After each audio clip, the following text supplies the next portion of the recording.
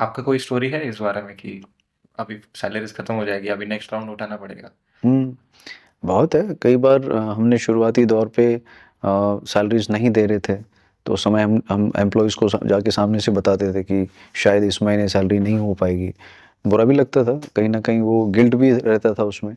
लेकिन धीरे-धीरे वो भी हमारे साथ में यूज़्ड टू हो रहे थे। उन्हें भी हमारे बिज़नेस मॉडल पे वो कॉन्फिडेंस था। कुछ चीज़ें अच्छी हो रही थी, उस वजह से शायद वो हमारे साथ में रिटेन भी कर पा रहे थे। लेकिन बहुत सारे ऐसे सिचुएशंस थे, जहाँ पे हमें बहुत हार्श डिसीजंस भी लेने पड़े थे कि गाड़ी बेचना है, क्योंकि सैलरी देना है। तो वैसे कंडीशंस भी आते हैं, जहाँ पे आपको करना पड़ता है।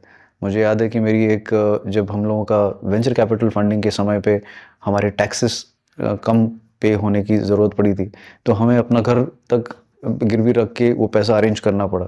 तो वो सिचुएशन से आपको डील करना पड़ता है।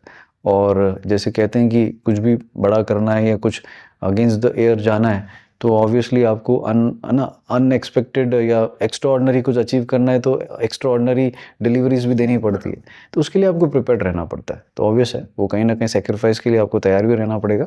बट उसमें एक है ना, म्यूचुअल प्लेजर भी रहता है, क्योंकि आप जो प्लान कर रहे हो, जो सोच रहे हो, वैसा ग्रो भी हो रहा है, वैसा आपको अचीव भी करने को मिल रहा है।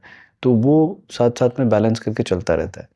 कई बार लेकिन इसमें दिक्कतें भी आती हैं कि आप जो सोच रहे हो वैसा नहीं हो रहा है, तो आप लूज़ भी करते हो बहुत सारी चीज़ों को। तो उस चीज़ों को बैलेंस करने में और उस चीज़ों के साथ में सस्टेन करने में, यही एंटरप्रेन्योरशिप जर्नी है।